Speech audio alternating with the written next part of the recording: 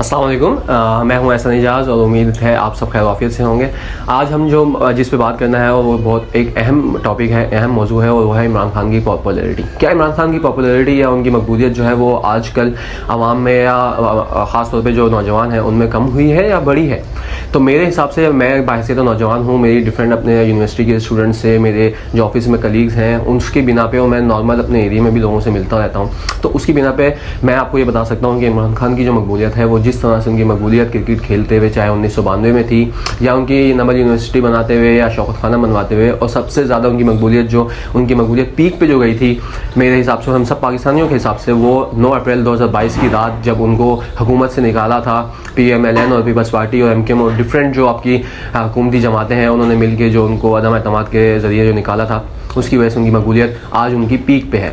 क्यों उनकी मकबूलियत पीक पे है और क्यों उनके जो मुखालफिन हैं, चाहे उसमें PMLN हो या पीपल्स पार्टी हो, MKM हो या ANP हो या जमात इस्लामी या और भी जितनी भी डिफरेंट जमातें हैं जो आज हुकूमत में है, क्यों उनकी मकबूलियत उस तरह से नहीं हो? उसकी कुछ रीज़न है, और उसकी कुछ रीज़न जो है वो नौजवानों के नज़दीक बहुत ज़्यादा उसकी अहमियत है।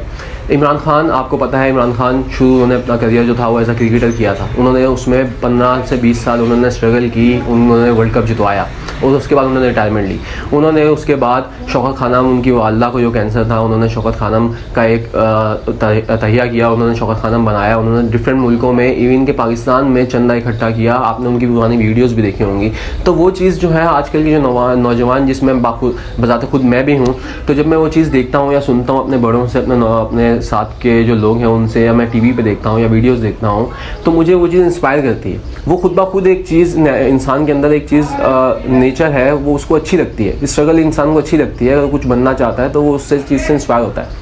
इसी तरह से आप देखें, उन्होंने जो पॉलिटिक्स थी वो शुरू की 1997 में, तो वो अकेले बंदे थे। उसके साथ 15 से 20 साल उन्होंने स्ट्रगल की हुकूमत में। वो आज तक वो सीट ही नहीं जीत पाते थे, लेकिन फिर अल्लाह की करनी ऐसी हुई कि 2011 का जो जलसा था, उसके बाद डिफरेंट जलसे थे, तो उनकी मकबूलियत, अल्लाह ने उनके जो सब्र का फल था या उनकी जो स्ट्रगल थी, शायद अल्लाह को मंजूर था कि वो जो एक नस्ल जो बड़ी हो रही थी, जिसमें हम खुद हैं, तो वो उनके दिल में, उनके लिए कुछ इस तरह की इज़्ज़त पैदा करे या जो भी चीज़ें हैं। तो आज देखें वो उस मकबूलियत में, जबकि आप उसके अपोजिट जाएँ तो आप देखें पीपल्स पार्टी, बिलावल भुट्टो की ज़ात खुद क्या स्ट्रगल है? उनकी कोई स्ट्रगल नहीं है।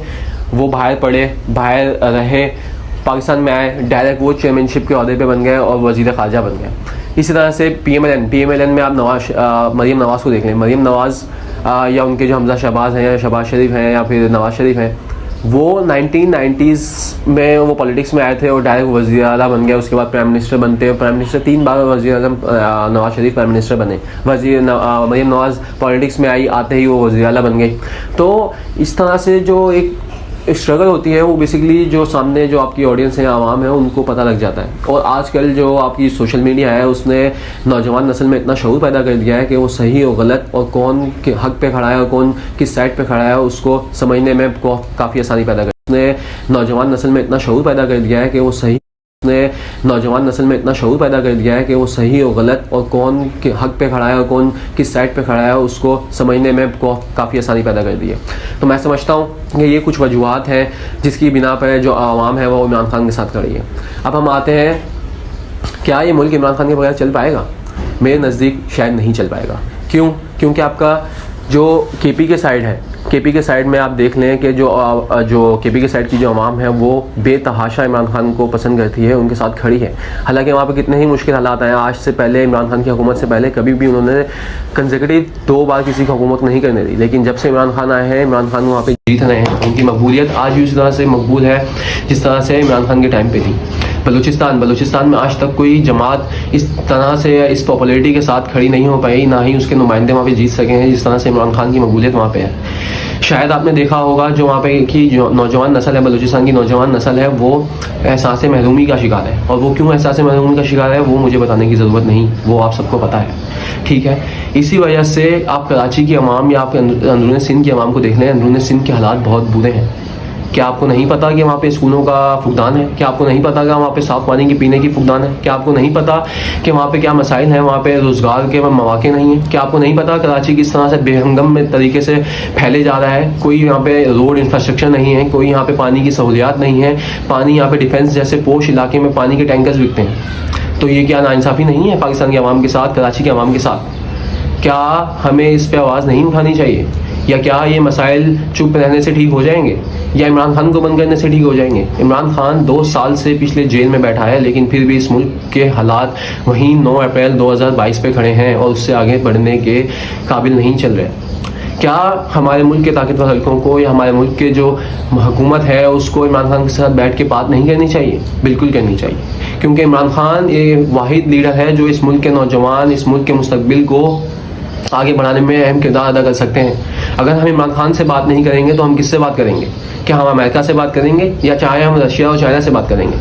हमें अपने मुल्क के अंदर के लोगों से ही बात करनी पड़ेगी। अगर हमें आगे बढ़ना है तो हमें अपने मुल्क के लोगों को ही इतना ताकतवर बनाना है कि वो इस मुल्क के फैसले उस आवाम की मर्जी के मुताबिक कर सकें।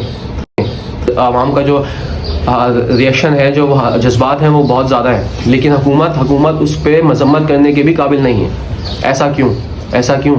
क्योंकि पाकिस्तान की हुकूमत इतनी कमज़ोर है कि वो खुद से कोई फ़ैसला नहीं कर पाती, क्योंकि अवाम उसके साथ नहीं खड़ी है। उम्मीद है आज का एपिसोड आपके लिए अच्छा होगा। शुक्रिया।